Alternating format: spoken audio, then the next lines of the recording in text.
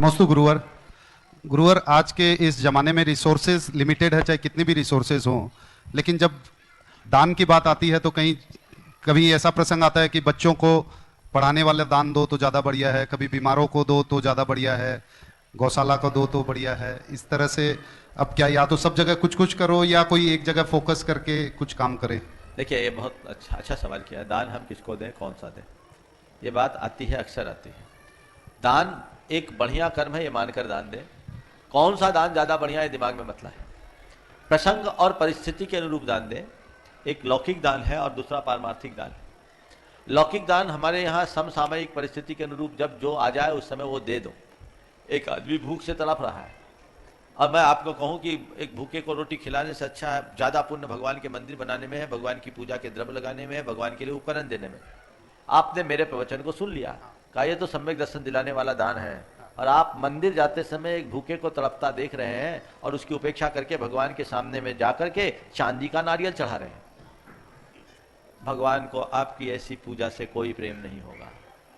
भगवान कहेंगे कि मेरी पूजा की ये जो नारियल है ना, वो उस भूखे को खिला दे तो मैं ज़्यादा खुश होऊंगा। यह प्रसंगानुरूप कार्य होता है, इसलिए हमेशा देखना चाहिए कब क्या प्रसंग है, उसके अनुरूप सारा कार्य होना चाहिए।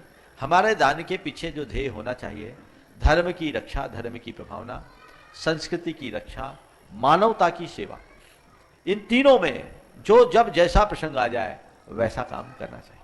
तो ऐसा कहीं नहीं है कि मंदिर कोई के लिए क्राइटेरिया मत बनाओ। हाँ। जहां प्रसंग समझ में आता है ये काम अभी जरूरत है, आवश्यक है, और यहाँ हमें करने से अपने द्रव्य को हम सार्थक कर सकते हैं, तो करके निकल जाओ। हाँ, अगर हमने कोई बड़ा लक्ष्य बना के रखा है, हमने किसी बड़ी योजना से अपने आप को जोड़ रखा है और हमको लग रहा है ये कार्य बहुत अच्छा है, उसके लिए आप सेविंग कीजिए, रखिए और अपना काम करते रहिए, बहुभाग उसके लिए सुरक्षित रखिए। लेकिन कभी कभी ऐसा होता है कि कोई अर्जेंसी आ जाए तो आप जरूरत पड़ने पर उसको भी समर्पित कर दीजिए। एक बड़े संत ने एक ग्रंथ लिखा, उस ग्रंथ के प्रकाशन के लिए द्रव्य इकट्ठा हुआ, काफी पैसा लोगों ने इकट्ठा किया, सब लोगों ने अपनी शक्ति के अनुसार दान दिया। उस जमाने में हस्तलिखित प्रतियां होती थी, 1000 प्रतियां उसकी बननी थी और वो बहुत महंगी होती थी। लोगों ने पैसा दिया, पैसा इकट्ठा हुआ उसको ग्रंथ का लिपिकरण कराने के लिए, लेकिन उस वर्ष बाढ़ आ गई, लोग दाने दाने को त्राही त्राही करने लगे। संत ने कहा इस रुपये को बाढ़ पीड़ितों में खर्च कर दिया जाए। हो गया। उसके बाद जब सुकाल आया, लोगों ने फिर से पैसा इकट्ठा किया, ग्रंथ को प्रकाशित करें। ग्रंथ को प्रकाशित करने की योजना बनी, उस साल सूखा आ गया, त्राही त्राही मच गई, लोग दाने दाने के लिए मोहताज हो गए। उन्होंने कहा ये द्रव्य सूखा पीड़ितों को दे दो।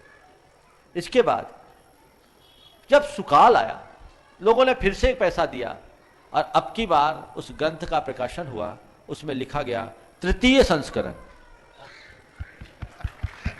3rd addition. सबने आश्चर्य से पूछा ये तीसरा संस्करण कैसे?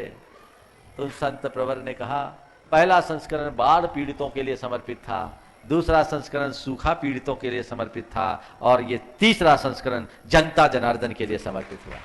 मैं समझता हूं इस उदाहरण के बाद अब कुछ कहने की आवश्यकता शेष नहीं।